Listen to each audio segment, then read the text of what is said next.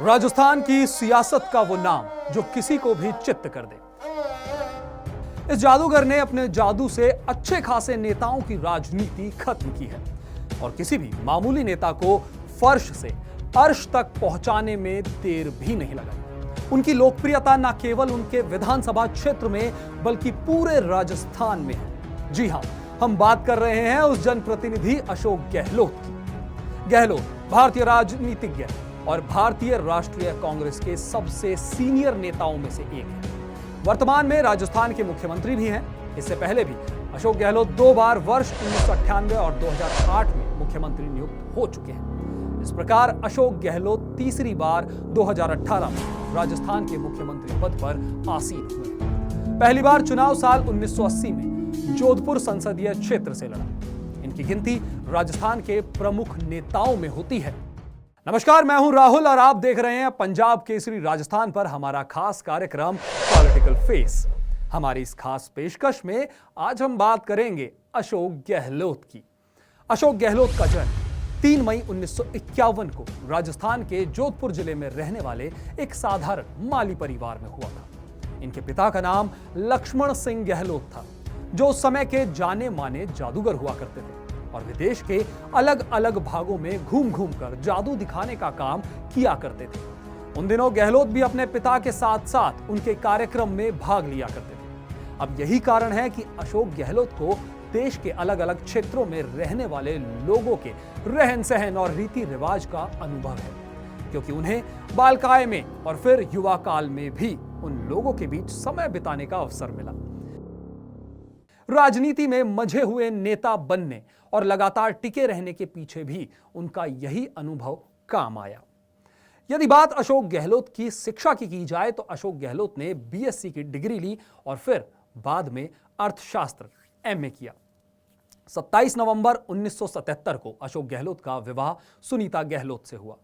इनके पुत्र का नाम वैभव गहलोत है और पुत्री का नाम सोनिया गहलोत है। उनका बेटा वैभव व्यावसायिक रूप से एक वकील है। वैसे तो पिता की पार्टी कांग्रेस की सक्रिय राजनीति से भी वो जुड़े हुए हैं। उन्होंने कांग्रेस के टिकट पर जोधपुर से लोकसभा का चुनाव भी लड़ा, लेकिन मोदी लहर में उन्हें जगह नहीं बनाई और वो हार गए। वैभव की पत्नी एक एनजीओ चलाती है। बेटी सोनिया गहलोत की शादी मुंबई में रहने वाले एक व्यावसायिक घराने में हुई है। इसके साथ ही वो कुछ कंपनियों के मालकिन भी हैं। अब बात यदि अशोक गहलोत के पारिवारिक पृष्ठभूमि की करें तो इनके पिता का किसी प्रकार की राजनीति से जुड़ाव नहीं था। वो पेशे से जादूगर थे। देश में घूम घूम कर स्टेज शो में जादू दिखाना ही उनका काम था। जन्म से लेकर युवा काल तक इनकी आर्थिक स्थिति एक साधारण परिवार की रही थी।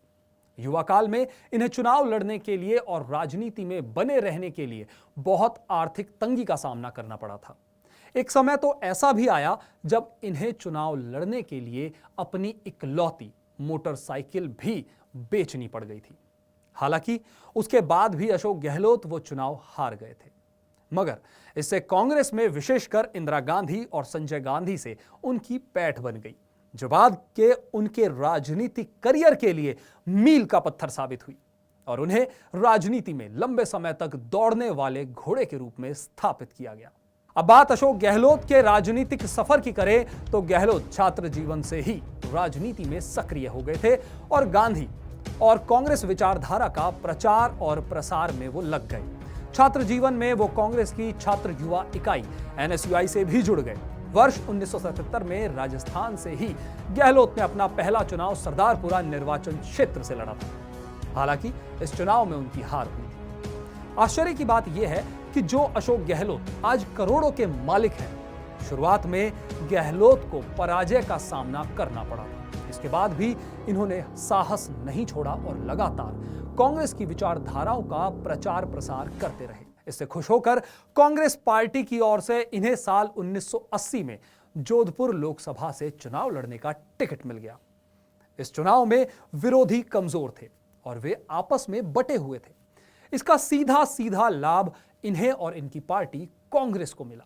इसका परिणाम यह हुआ कि उस चुनाव में एक अच्छे अंतराल से कांग्रेस पार्टी की जीत हुई। फिर तो अशोक गहलोत दिल्ली की सक्रिय राजनीति से सीधे जुड़ गए और इनका कद भी बढ़ गया। कांग्रेस पार्टी में इनकी गिनती राजस्थान में आने वाले महत्वपूर्ण नेताओं में भी होने लग गई। परिणाम यह हुआ कि वर्ष 1984 में इन्हें पर्यटन विभाग और नागरिक उड्डयन विभाग में केंद्रीय राज्य मंत्री का पद दिया गया। इससे इनका कद और अधिक बढ़ गया। इसके बाद समय समय पर अशोक गहलोत कई अलग अलग पदों पर आसीन होते रहे। इसके बाद अशोक गहलोत लगातार केंद्र की राजनीति में सक्रिय रहे, लेकिन साल 1991 में कांग्रेस की नरसिम्हा राव सरकार ने इन्हें वापस अपने गृह राज्य राजस्थान की कमान संभालने के लिए वापस भेज दिया। वर्ष 1998 में कांग्रेस के राजस्थान विधानसभा की 200 में से 153 सीट जीतकर एक बड़ी जीत दर्ज की थी। इस जीत के बाद अशोक गहलोत राजस्थान के 11वें मुख्यमंत्री नियुक्त किए गए। यह पहला अवसर था जब अशोक गहलोत एक राज्य के मुख्यमंत्री के रूप में नियुक्त हुए थे। इसके बाद वर्ष 2008 और 2018 में पुनः राजस्थान के मुख्यमंत्री नियुक्त किए गए। अब अशोक गहलोत से जुड़े रोचक किस्से की बात करें तो गहलोत ने कई ऐसी योजनाएं प्रदेशवासियों के लिए बनाई है जिनकी देश भर में तारीफ हो रही है। गहलोत ने ओपीएस योजना लागू की, बिजली के बिलों में 100 यूनिट फ्री और फ्यूल चार्ज हटाया। मंचलों पर कार्रवाई कर उन्होंने सरकारी नौकरी में फायदा नहीं देने सहित कई ऐसे फैसले लिए जो देश भर में अपनी एक अलग पहचान बनाने में सफल हुए हैं। फिलहाल इस खास पेशकश में इतना ही। फिर नए सेगमेंट में हम चर्चा करेंगे ऐसे ही किसी खास जनप्रतिनिधि की। तो मुझे दीजिए इजाजत, नमस्कार। तो एक किस्सा था अशोक गहलोत की राजनीति में इनके आज तक के सफर का, लेकिन राजनीति चलते रहने का ही नाम है। आज के राजस्थान की राजनीति में अशोक गहलोत के होने का मतलब क्या है, आइए गौर करते हैं।